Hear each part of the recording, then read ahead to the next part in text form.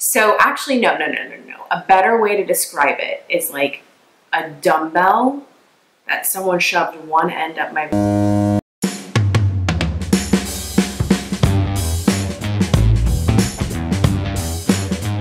Hello, I'm Sarah Biggers-Stewart from the Biggers the Better, and today we're gonna kick off pregnancy video bonanza. I have no clue what to call it, but basically from now when I'm 30 weeks pregnant until baby's here, I'm going to film one video a week all about my experience as a first-time mom, what we're doing to prepare, all sorts of baby stuff, and then once baby's here, I'll keep doing postpartum and things like that.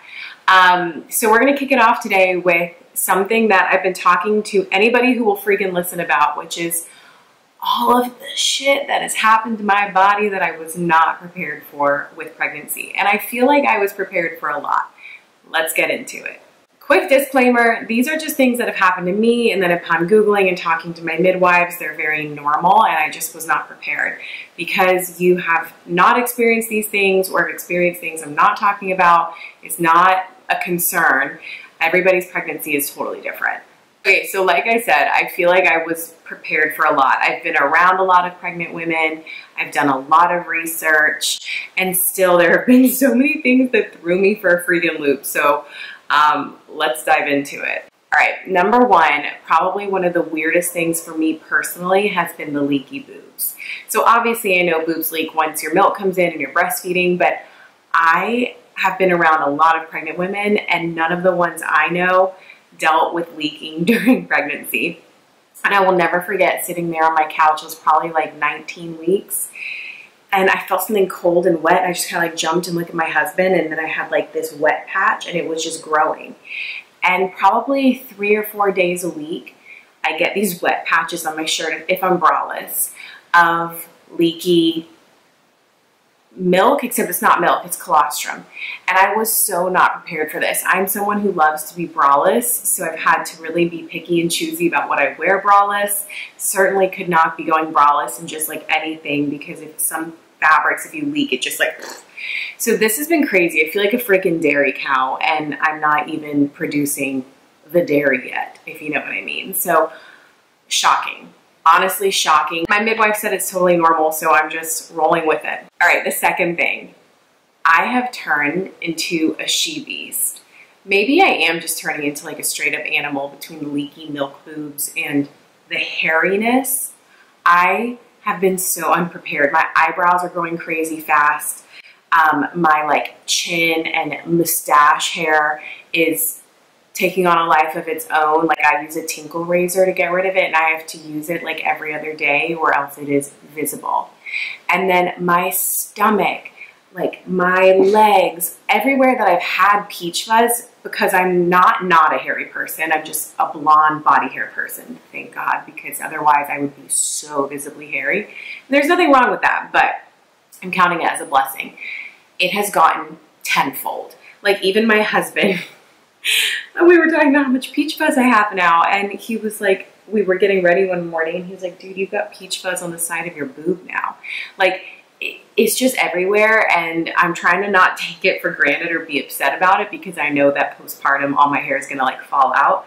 But this is a totally normal thing that happens, like women turn into she-beasts. Number 3, I feel like I'm carrying a bowling ball inside my vagina. So actually, no. A better way to describe it is like a dumbbell that someone shoved one end up my vagina. It's just like hanging out, and I have to carry it between my legs. That's a better way to describe it. Just like so full and achy. And from what I understand, that can be just like from all the extra blood flow. Your body doubles or even triples its blood volume when you're pregnant. I can't remember, it's one of those. So there's all this extra blood flow. Obviously, it's kind of concentrated in that area. And I started getting that achy, full feeling like a couple months ago. And I doubt this happens to everyone, but this used to happen to me on my period as well. So as soon as it started happening, I was like, oh boy, here we go. And it's just like so achy and full and heavy. Now, I am going to see a pelvic floor physical therapist. Yeah, I am going to see a pelvic floor physical therapist because it's also started kind of hurting in my groin, and I think I have a dysfunctional pelvic floor, which happens during pregnancy, like, because everything's shifting, you've got relaxing your ligaments, your bones are shifting, and so things can get very like cattywampus. I can't believe I just said that word.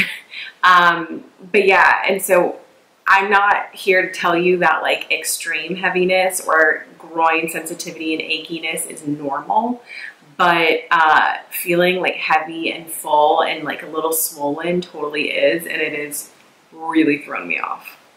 Number 4, prepare for just redness everywhere.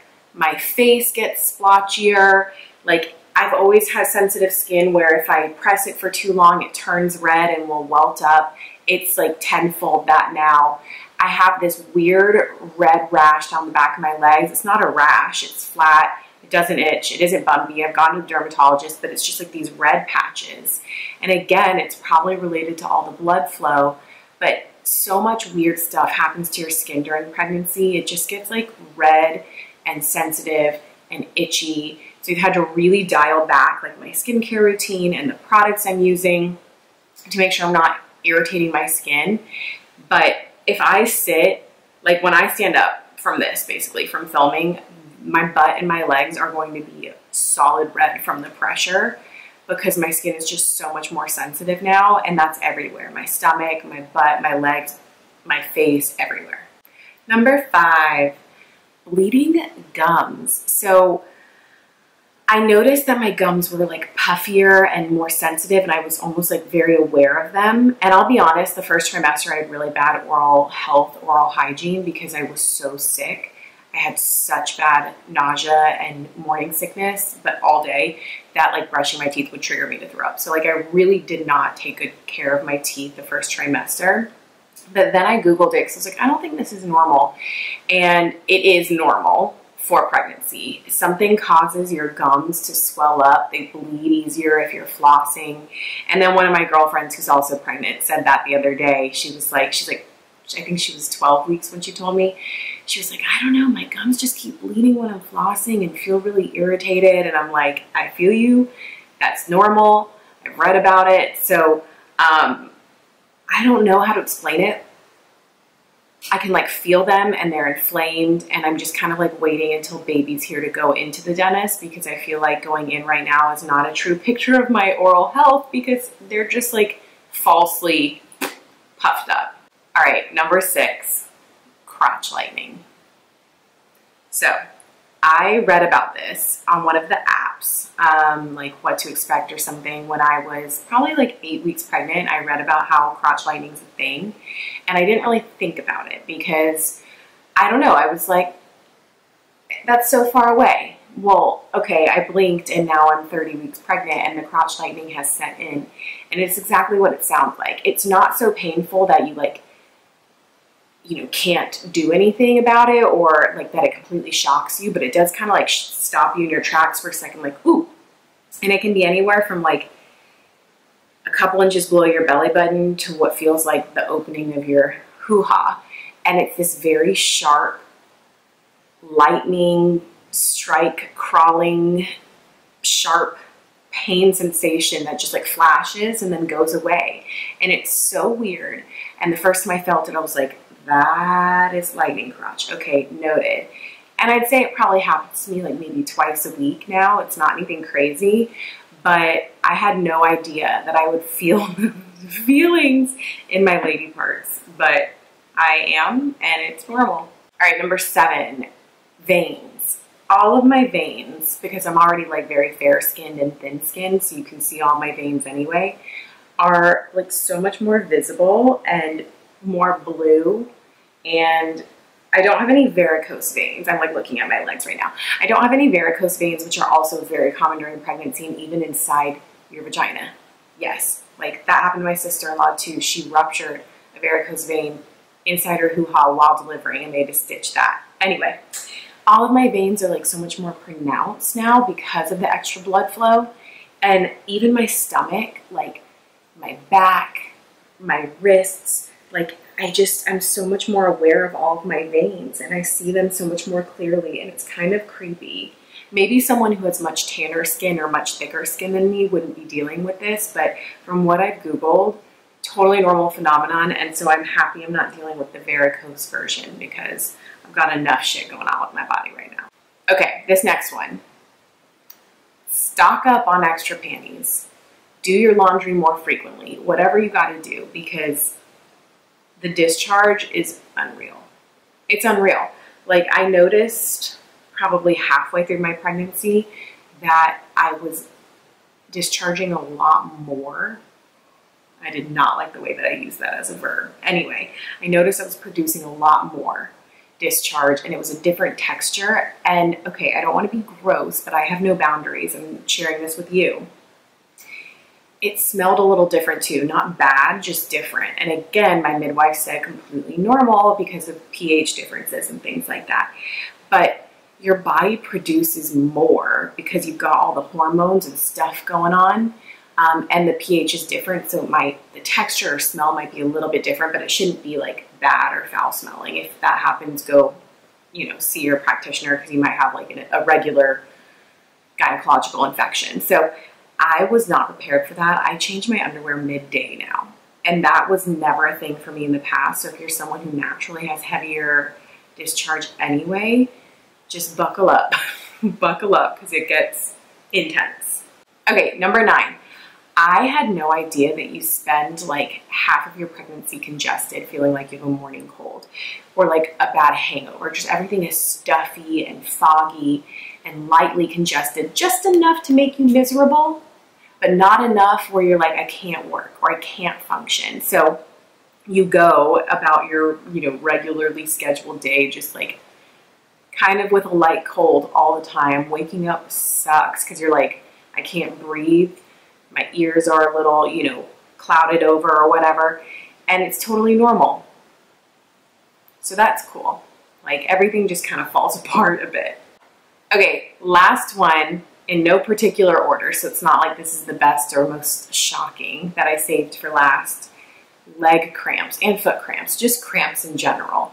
I don't know what causes it. I'm not dehydrated, but it is normal. I get so many leg cramps and so many foot cramps in the middle of the night. It is unreal. And they're not like Charlie horses, okay? 'Cause Charlie horses, I feel like, have almost traumatized me. I haven't had a ton of them, but when I've had them, they're traumatizing. They hurt so bad. These are not that bad, but they're absolutely cramps, and they feel out of the blue, and it's just like in the middle of the night when I'm turning or moving or stretching or something, I'll just get cramp up.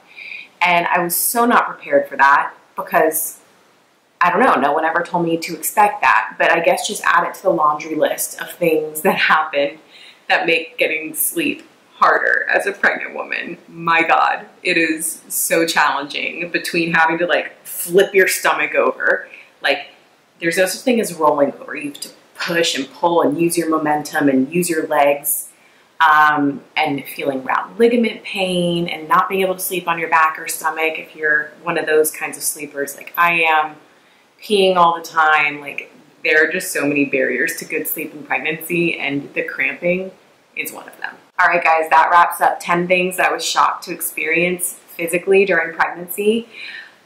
It's been a wild ride. It really has, and there's still a good bit left to go. So make sure you're subscribed, because every week I am going to film these videos. We're going to talk about stuff like maternity clothes, what we're buying for the baby and what we're not buying for the baby, how I'm preparing for postpartum, all that good stuff. And I'll continue the filming once baby is here.